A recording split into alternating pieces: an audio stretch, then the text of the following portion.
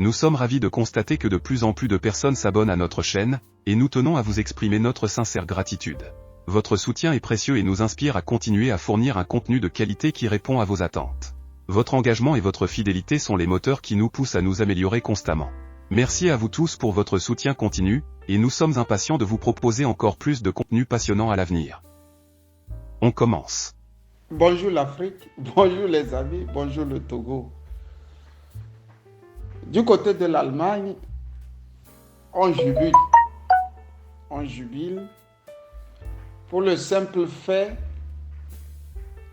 que du côté de la Russie, le nombre de chefs d'État qui étaient attendus au sommet Russie-Afrique n'est pas aussi élevé. Le Frankfurter Allgemeine Zeitung, journal, un tabloïd très lu du côté de Francfort, titre même que la Russie a récolté des refus. Et dans la planche du confrère, de dire que les présidents africains ont refusé de venir en Russie pour le simple fait que la Russie a quitté les accords sur les céréales, donnant du coup l'impression que c'est la Russie qui a refusé qu'on achemine le blé dans les pays les plus pauvres du monde. Dans le narratif occidental, l'Égypte est un pays très pauvre.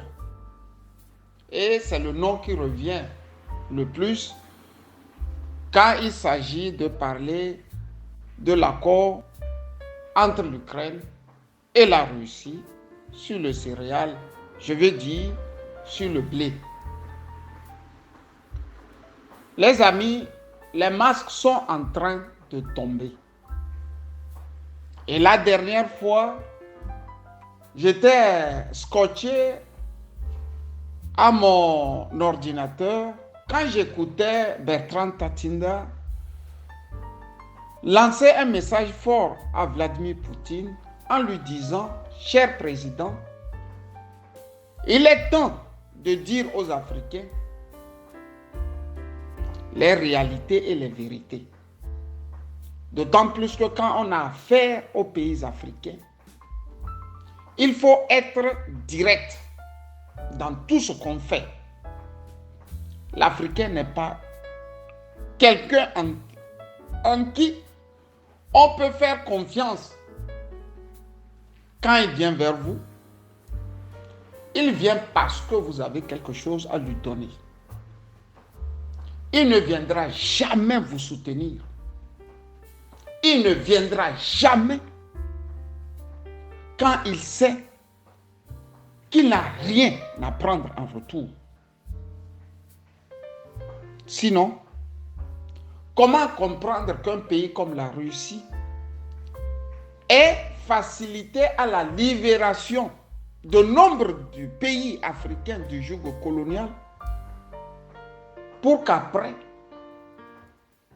une menace occidentale puisse empêcher des présidents en Afrique de venir écouter les gens qui hier ont permis à leur libération totale, je veux dire à leur indépendance.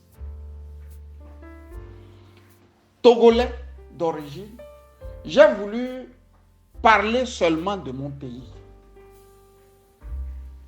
Tout le monde sait que ces dernières années, il y a un certain Robert Doucet qui est devenu le diplomate du siècle du côté de Lomé.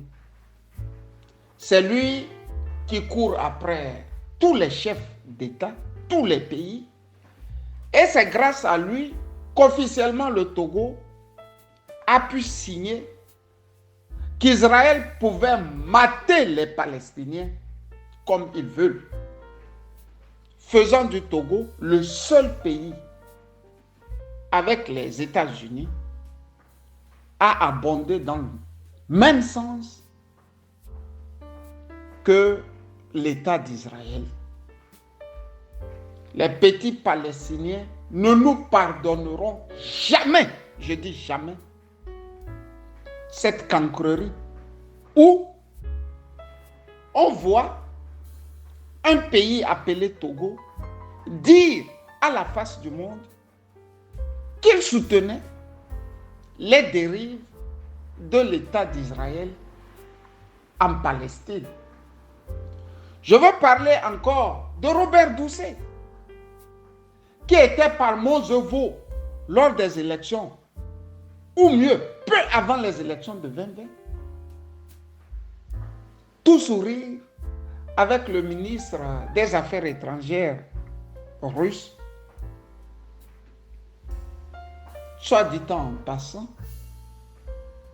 qui s'approchait lentement mais sûrement de la Russie.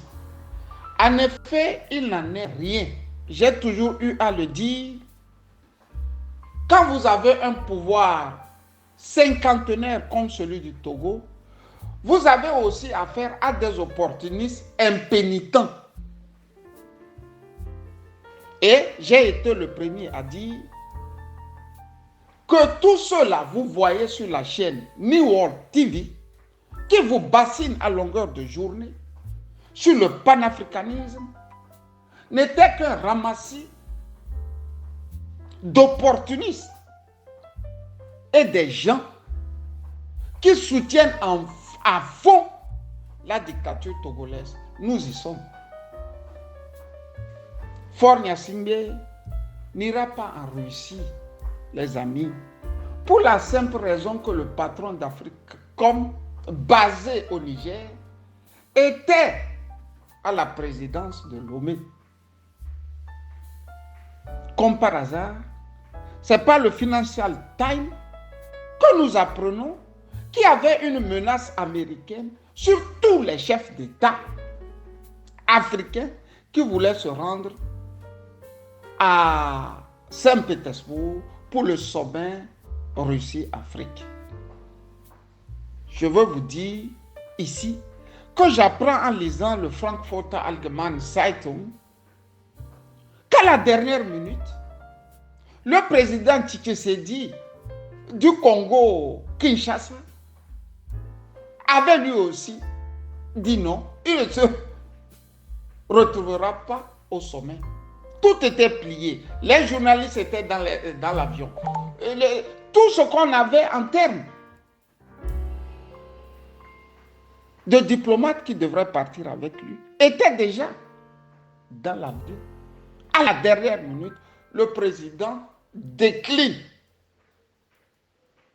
le voyage pour vous dire que toutes les fois que l'Africain est harcelé, les pays africains sont harcelés, ils ne viendront pas vers vous parce qu'ils sont mus par une idéologie libératrice, mais qu'ils sont mus par un opportunisme de mauvais goût.